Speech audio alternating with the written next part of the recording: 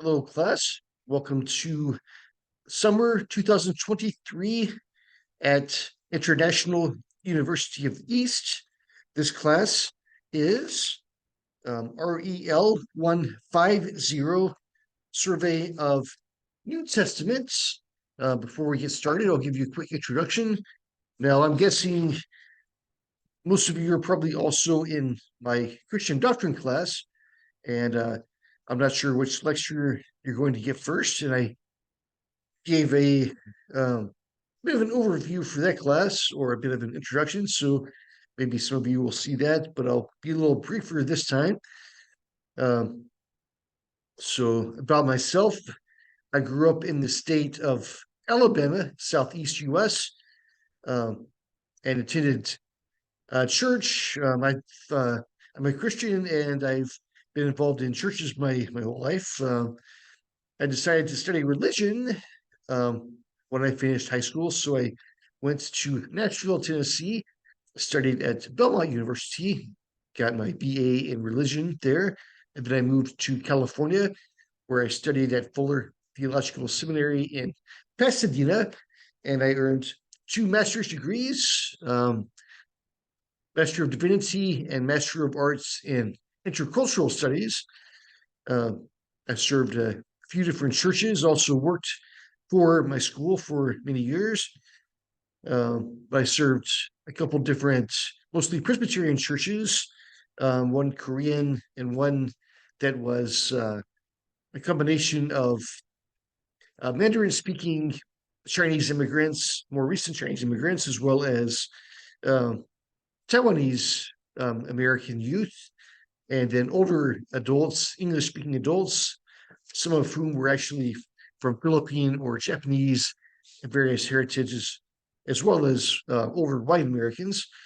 Uh, I was also part of a church called Mosaic, a large, well known Baptist church, with, volunteered with the fifth through eighth grade for a while and volunteered on a prayer team for a while.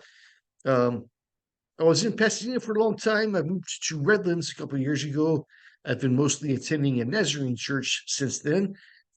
Uh, I'm not really active at the moment in formal ministry otherwise, but I started working at started teaching at Horizon University, which is currently in Diamond Bar, 8 years ago. And I've taught a number of different theology classes over the years. Maybe some of you have come from Horizon. Maybe you've been in my classes there before. I've also taught now at International University of the East for 1 year, and I've taught uh, a few different graduate level courses, and I think one undergraduate course, Old Testament, in the winter. So maybe some of you are in that class as well. Uh, and let's see, I've also worked full time at the office at Horizon for about 4.5 years now. So that's a little about me. If we were to meet in person, I would like to take times for introductions, but since this is an online class, we won't be able to do that, unfortunately. Let me just go ahead and open the syllabus and we'll go over that. So again, this is REL 150, Survey of New Testament, which meets totally online. This course examines the literary, historical, and theological contents of the New Testament. Students read and analyze passages from the New Testament and discuss the literary and historical significance to modern day. So, course objectives: hopefully, upon completion of this course, each student will be able to utilize basic Bible study skills in the study of the New Testament, discuss historical events, literary details, and theological issues as they relate to the New Testament, outline the 27 New Testament books, and analyze their basic purpose, content, force structure, and theology, gain value for the New Testament as both Christian scripture and world literature, and consider ways that relevant New Testament teachings can be applied to daily life as appropriate to their own religious tradition. So again, I know officially, officially, this is a Buddhist school. Some of you may be Buddhists. Some of you may be Christians like me. Um, some of you maybe have no religious background or maybe belong to other religions. So I want to be respectful and mindful of all that. Uh, but this course is designed primarily for Christians, but not exclusively for Christians. So it's to teach an overview of the New Testament in the Christian Bible for anyone, but of course, it's going to be most beneficial for Christians. So hopefully, you're open-minded to be willing to learn about the New Testament. And I'll keep in mind that not everybody is Christian, so some things that I might otherwise do if this was more of a Christian focus that I won't be doing specifically. So the course will consist of lectures, reading assignments, class discussions, and handouts. Handouts will be on the notes. We'll be going over the notes during the lectures each week. Now, I'm not really sure what all the school sends you besides the actual link to the lecture. Anytime you would like a uh, a copy of the notes or the syllabus or anything like that, feel free to ask by email, and I will send that to you. Uh, if we were to meet in class, I would strongly encourage class discussions and questions, and I might use other things like audiovisual presentations and group activities. I will still have some critical thinking exercises at the or during the assignments for each lecture. So each class will have a lecture on the assigned chapters.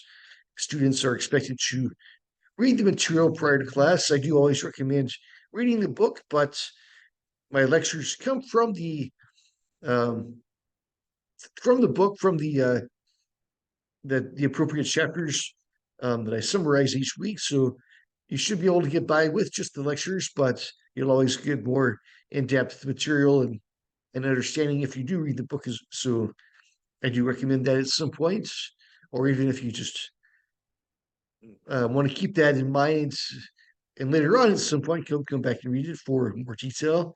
It's always a good thing. And I may demonstrate some problems and case studies in the class. And since this is online, you'll be working alone unless you want to arrange with each other to meet in groups to work on things, but you always have to do your own work. All right, the required textbook is New Testament Survey by Beryl C. Tinney, and it's in its third edition, copyright 2017, from Erdman's. Now, I'm not sure if the third edition is an actual third edition. I think it still is, but I think it's just a reprint from maybe 1985 is the latest year. I'm not sure if the author is still living, but I don't think um, there's been another edition for a while. It's just been some reprints more recently, and that's the ISBN number. And I always will have the Holy Bible as a resource as well. You can find that online if you do not have a physical copy, BibleGateway.com. And I probably will include in each lecture some Bible passages that I take from Bible Gateway,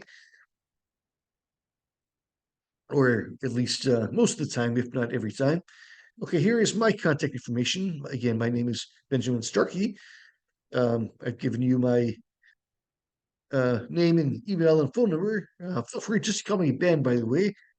Uh, and I don't have a doctorate, so you don't have to call me doctor. Uh, just call me Ben, it's fine. So you can reach me by email, and this class is officially scheduled for Thursdays, 8 a.m. to 12 p.m. I actually thought it was afternoon, later than that, but that's what it currently says. Um, Now I'm not sure when they send you the notes. I have the notes prepared, or the recording prepared Monday morning, July 3rd. I'm not sure if they'll send that to you on July 3rd or if they'll wait till Thursday, July 6th. But either way, uh, you should get it during the week. Uh, so you can reach me by email primarily and I'll check and respond to your messages as soon as I can.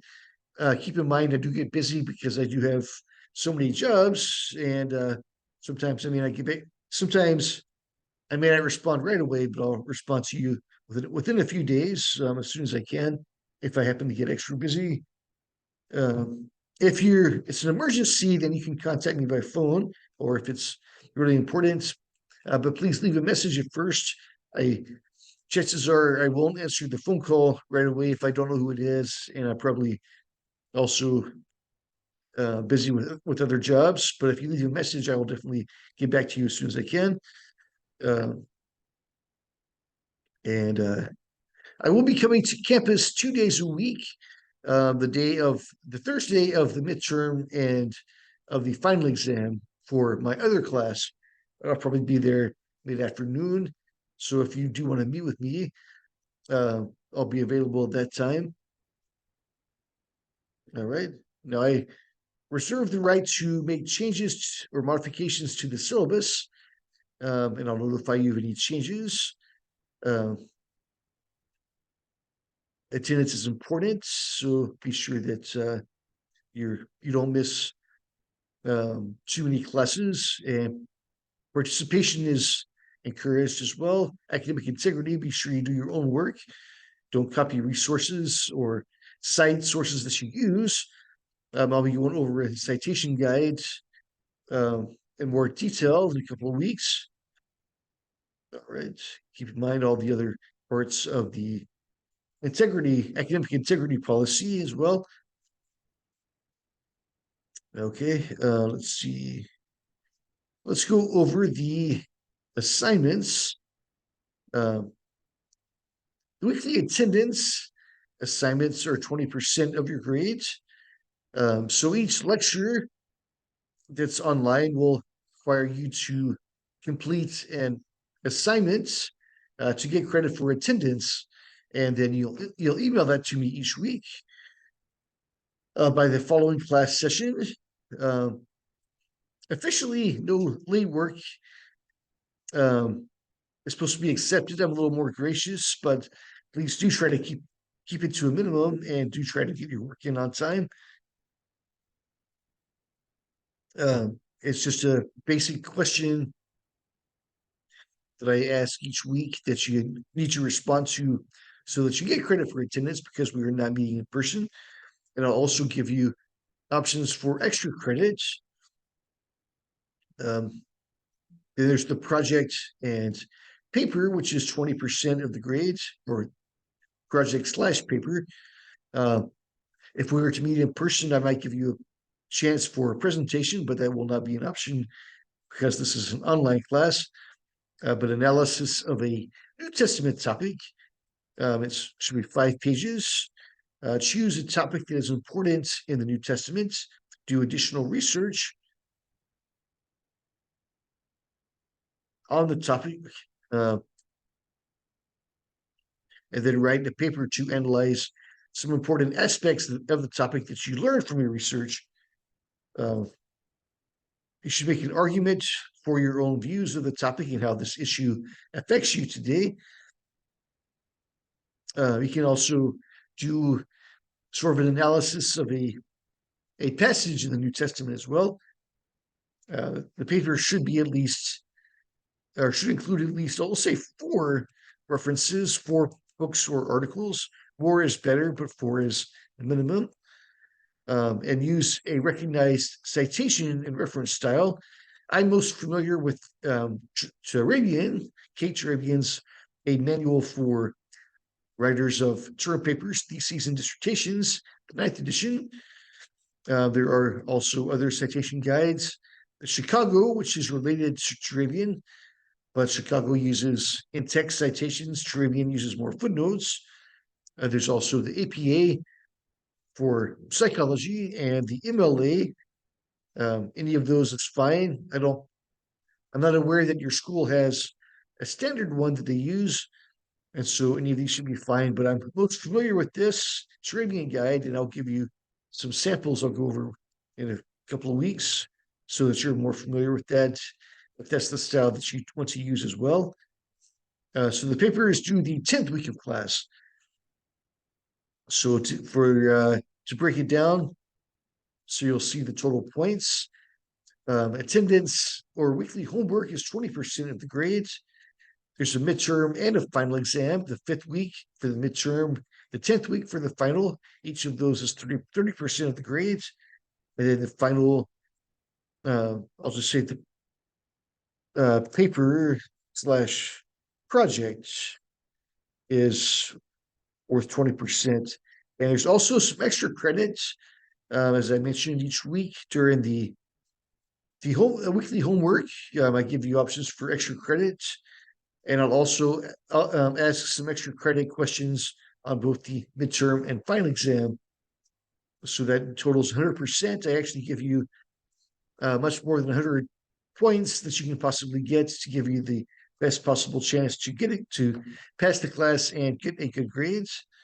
And then, of course, the grade system 90 to 100 is the A range, 80 to 89 is the B range, 70 to 79 is the C range, 60 to 69 is the D range, and less than 60 is F. So you need 60 points to pass the class. Hopefully, you'll have no problem getting that.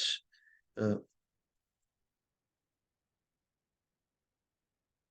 okay, here is our schedule.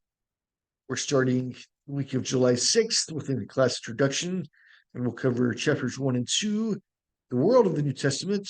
Now, every week I'm going to have a lecture, except for the 2 exam weeks. There's a lecture, and I'll give you an assignment, and that assignment's always going to be due the next week. So, lecture 1 this week, and assignment 1's given. So, next week's lecture 2, and I'll give assignment 2. Assignment 1 will be due. You should submit that back to me by next week. Um, and next week we'll cover chapters 3 through 5 of the book. You'll see the various chapters and the topics. So we're starting with the world of the New Testament. The first couple of weeks, we'll get then into the Gospels, Matthew, Mark, and then Luke and John. The 4th week, we'll have our midterm on August the 3rd. So that's the first day I'm actually going to go to campus for my other class. If you want to meet with me, I think I'll be there by 5 at the latest. That's when my other class starts. Probably I'll try to be there mid-afternoon, maybe around 3. So if you would like to meet with me, you can uh, make arrangements accordingly. Let me know, and I'll try to be available to meet with you during that time. And then we'll have more online lectures and cover the other parts of the New Testament for the next few weeks after that. And then the final exam is on September the 7th, which I will also be on campus on that day. And that is when all your final assignments as well as the paper is due at that time. So if you have any questions about this, let me know. And if you would like a copy of the syllabus, then feel free to ask and I will send it to you. For my other class, I had some changes to the syllabus, but this one, not so much. I'll be sticking with what I have here, or I plan to stick with what I have here for the most part. All right. So that covers the syllabus. Let's go ahead and get into the lecture now. REL 150, lecture 1. And we'll start with the introduction.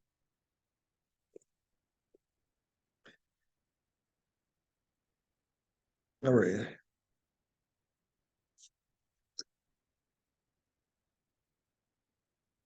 All right. Evangelical Christians have always believed that a broad knowledge of the Bible is an important part of basic education.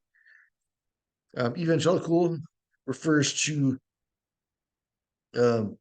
more conservative Christians, typically that refers to Protestants. Uh, and those that believe in historic Christian or traditional Christian teachings versus the Protestants that tend to be more liberal, uh, that kind of reinterpret a lot of things, uh, maybe have less openness to the supernatural or focus more on the social teachings of the Bible and less on the relationship between God and humans that is the core focus of the Bible. Not that social teachings are not important, but they should be secondary.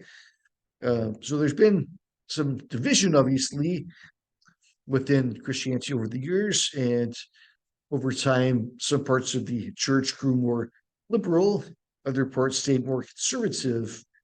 So this class is taught a little more from a conservative evangelical perspective. My other class, we gave a little more historical overview. The official term evangelical relates to the revivals in the 18th century that started in England and were part of what became the Methodist movement at the time, or started at least with John Wesley and the Methodist movement, but also applies to other aspects, other conservative groups within Protestant Christianity. And you see that especially, well, not only in America, but that became a dominant form of Christianity in the U.S., but also spread throughout the world now, and probably is even stronger in Africa, Asia, and Latin America, maybe even much more so than in Europe or the United States. So the Bible is important not only for Christian education, but is an important part of being a well-rounded uh, or having a well-rounded education in general. There's important things about the Bible that have shaped culture, Western culture specifically, and so it's important to, or it's always valuable to learn these things, regardless of whether or not you are a Christian. So Bible lessons learned in the home or church need to be reinforced by academic study to help believers become settled in their faith. So, thus, many Christian schools have established required Bible courses for their students. Bible survey is fundamental to all. Bible survey is fundamental to all Bible study to help students know what the scriptures as a whole teach. So, Bible survey covers, uh, in contrast to covering smaller portions of the Bible in more depth, it covers larger portions of the Bible with more of an overview. The message of the New Testament can best be understood when people have some understanding of the world in which it was composed. The literary, political, social, economic, and religious backgrounds of the first century are the context for God's revelation through Jesus Christ. While such knowledge can help us in interpreting the New Testament, the teachings of the New Testament can be applied to us today since humanity has the same relationship to God, who is eternal and unchanging in his attitude toward humans. So, this course and the textbook place each writing of the New Testament in its setting, outlining it to help students understand its main point. More technical issues are not covered in depth since this is a survey course uh, designed merely to give students an overview of the whole New Testament. All right, possibly we'll have the school will offer more in-depth classes on parts of the Bible at some point, but this is again just an overview of the part that we call the New Testament. Of course, there's also the Old Testament. I taught the Old Testament survey class in the winter, so probably some of you took that class. Now, the Old Testament is much bigger than the New Testament, by the way. Uh, I would say about 3 times as big. So within the Bible itself, there are 66 smaller books that make up the whole Bible. 39 of those are in the Old Testament, 27 are in the New Testament, but the 39 overall are much bigger in the Old Testament than the 27 in the New Testament.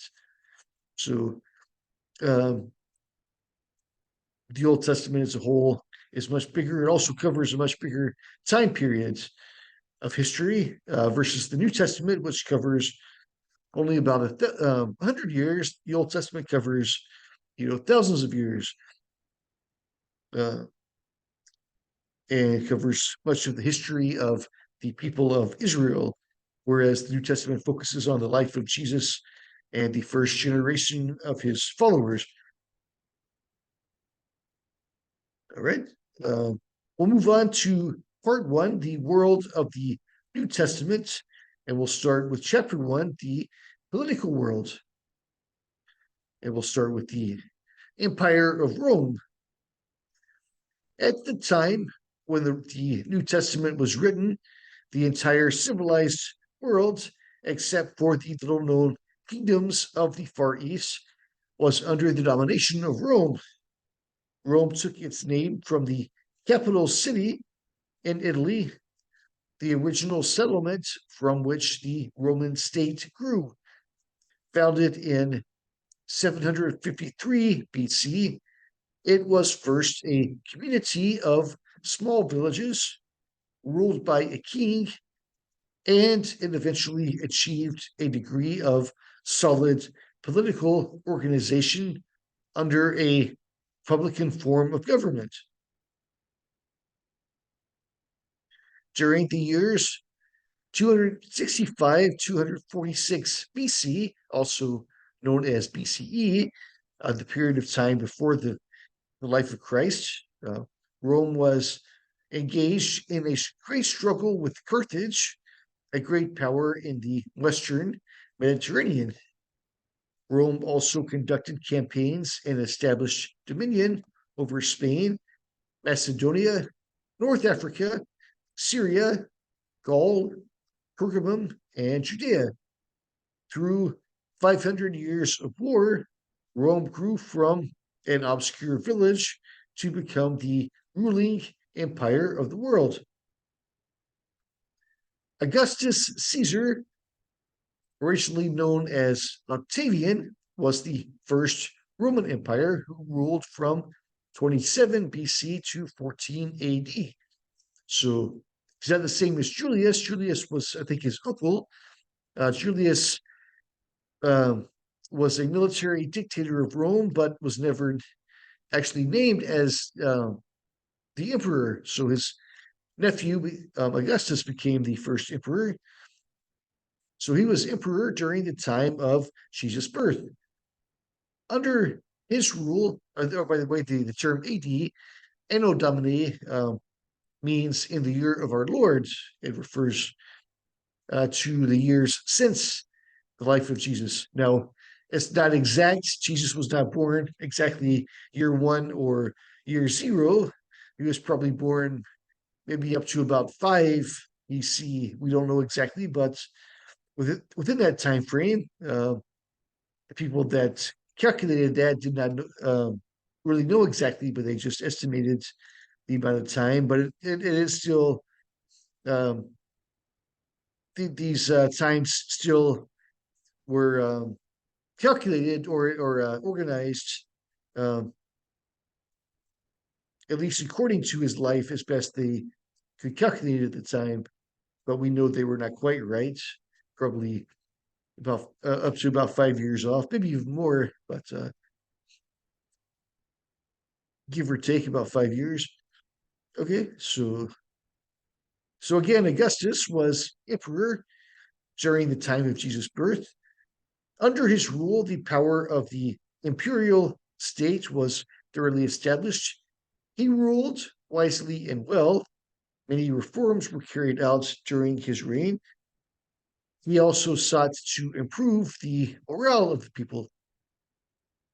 He consolidated the empire and took a census of the population as a basis for recruiting the army and taxation. During his 41-year administration, he brought about a higher level of order and promoted peace and prosperity throughout the empire. At the death of Augustus, his adopted son Tiberius succeeded him, reigning from 14 to 37 AD. Imperial power was bestowed on him for life. He faced military setbacks, domestic troubles, and a conspiracy. He was in power during the ministry and death of Jesus. Gaius Caligula was made Tiberius' successor, and he reigned 37 to 41 AD. He recklessly spent the funds that Augustus and Tiberius gathered, exhausting the treasury. He began to confiscate property and commit every kind of extortion until his tyranny became so unbearable that he was assassinated by imperial guards. After him, Claudius reigned from 41 to 54 AD. Nero then reigned from 54 to 68. He also emptied the public treasury due to carelessness and extravagance, and like Caligula, he resorted to oppression and violence to replenish it. In 64, a fire broke out and destroyed a large part of Rome. Nero was suspected of having deliberately started it. He accused the Christians of starting the fire and had many of them tried and tortured to death. Tradition says Peter and Paul, or some of the early Christian leaders, died in this persecution. Nero became increasingly unpopular until a revolt of troops and citizens forced him to flee from Rome, and he ordered one of his men to kill him to avoid capture. After Nero, Galba, Ortho, and Vitellius had brief reigns from 68 to 69. Vespasian then ruled from 69 to 79, followed by Titus from 79 to 81.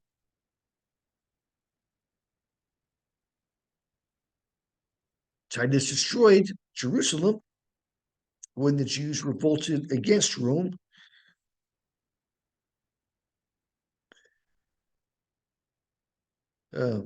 Next, Domitian reigned from 81 to 96. He proclaimed himself a god and demanded worship, which Jews and Christians refused to offer him. He executed Christians who refused to offer sacrifices to his image. This is a situation that's likely reflected in the book of Revelation's portrayal of the beast, sometimes known as the Antichrist. He made numerous enemies and was merciless in his vengeance, creating such an atmosphere of terror that his own family had him assassinated for their self-defense. After Domitian, Nerva reigned from 96 to 98. Trajan then reigned from 98 to 117. He expanded the Roman Empire by adding new territories. In this environment, Christianity grew from an obscure Jewish sect or movement within Judaism to a world religion. We use the term world religion. It's open to more than just one group of people. At that time, we would maybe not consider Judaism to be a world religion. Well, to some extent, it was. It was open to converts, but it was still dominantly focused on the ethnically Jewish people, whereas Christianity was more focused on those that were not specifically Jewish. All right, let's talk about the provincial government. The Roman Empire was a collection of independent cities, states, and territories, all of which were subject to the central government. Except for Italy itself, most of the Roman world consisted of territory under provincial government. The provinces that were relatively peaceful and loyal to Rome were under proconsuls responsible to the Roman Senate. The more turbulent provinces were under the authority of the emperor, who often sanctioned armies in them, and they were governed by prefects, procurators, or proprietors under the emperor's authority. During the time of Christ, Palestine was under the supervision of the emperor, whose agent was the prefect Pontius Pilate, who we read about in the Gospels. Let's look at the Hellenistic kingdoms. The cultural atmosphere of the first century owed its origin not only to the political organization of Rome, but also to the spread of Hellenic or Greek culture that had permeated much of the known world. Rome's conquests had absorbed the Greek colonies established in Gaul, Spain, Sicily, and the lower Italian peninsula. Greek slaves were often employed as teachers, and aristocratic Romans attended Greek universities. The Greek language became dominant throughout the Roman Empire. In the eastern half of the Roman world, where most of the action of the New Testament took place, the spread of Greek or Hellenistic civilization began with Greek traders. It was greatly accelerated by the campaign of Alexander the Great, who inherited his father's Macedonian military state that was allied with the Greeks and proceeded to defeat Persia to gain control of Asia Minor as well as conquer Egypt. Egypt, Syria, and Babylon. After his death, his empire was divided into Egypt and southern Syria, northern Syria and West Babylonia, Thrace and Western Asia Minor, and Macedonia and Greece. Palestine was often caught amidst the conflict between the Seleucidae, who controlled Syria, and the Ptolemies, who controlled Egypt, and its dominion shifted between these two. The political effects of the Hellenistic conquest of the East were not lasting. The Seleucidae and Ptolemies were regarded as foreign dynasties that did not belong to the people, and they never succeeded in making their realms wholly Greek in character, though they did introduce Greek customs and manners in the East. Greek became the common language of the people. At a surface level, Western civilization was spread over the Near East. Through this culture, the gospel of Christ was spread to, or in its earliest missionary endeavors. With the Bible written in the Greek language and Greek as the universal language of communication, it soon reached the farthest limits of known civilization. And we'll take a break here and continue shortly.